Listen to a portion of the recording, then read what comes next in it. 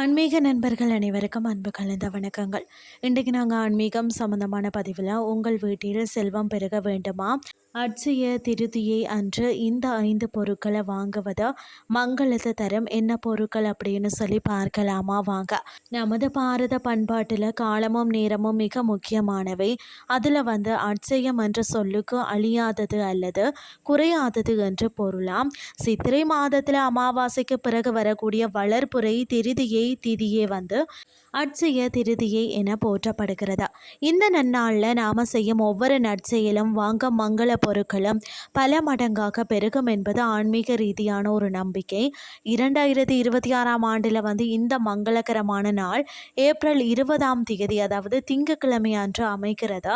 அதாவது திருதியை திதி ஆரம்பம் பார்த்தீங்கன்னு சொன்னால் ஏப்ரல் 19 ஞாயிறு தான், பிற்பகல் 1:33 மணி. திருதியை திதி முடிவு பார்த்தீங்கன்னா ஏப்ரல் 20, அதாவது திங்கட்கிழமை காலை 11:12 மணிக்கு.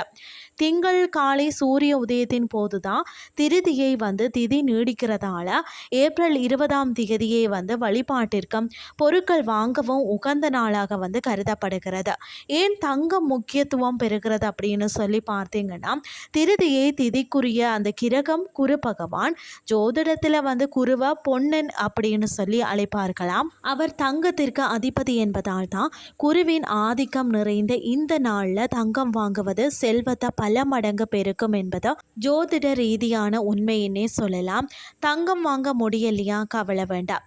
அட்சய திருதியை என்பது வெறும் பகட்டிற்கானது அல்ல, அது நம்பிக்கை சார்ந்தது. தங்கம் வாங்க வசதி இல்லாதவர்கள் நான் சொல்லக்கூடிய இந்த எளிய மங்கள பொருட்களை வாங்கினாலும் அதே முழுமையான பலனை நீங்கள் பெறலாம். ஃபர்ஸ்ட்டு பார்த்தீங்கன்னா கல்லுப்பு. கடலில் பிறந்த உப்பு மகாலட்சுமியின் சொரூபம். ஒரு பேக்கெட் கல்லுப்பு வாங்கி பூஜை அறையில் வைத்திருப்பது வறுமையை நீக்கம். அடுத்தது பார்த்தீங்கன்னா மஞ்சள் குங்குமம். மங்களத்தின் அடிப்படை அடையாளமான இவற்றை வாங்குவது எதிர்மறை ஆற்றலை விரட்டி சுபீட்சத்தை தரும்னே சொல்லலாம். வெள்ளி பொருட்கள் வாங்கலாம். அதாவது சுக்கிரனின் அம்சம் கொண்ட சிறிய வெள்ளி நாணயம் அல்லது குங்கும சிமிழ் வாங்குவது அதிர்ஷ்டமானதுன்னே சொல்லலாம். தானியங்கள், அரிசி, அதாவது அன்னம் என்பது அன்னபூரணியின் வடிவம்.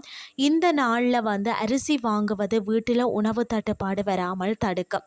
இந்த நாளில் செய்ய வேண்டிய சிறந்த நற்செயல் என்னன்னு சொல்லி பார்த்தீங்கன்னா, பொருட்கள் வாங்குவதை விட அட்சய திருதியை அன்று தானம் செய்வது மிக உயர்ந்த பலனை தரும்னே சொல்லலாம்.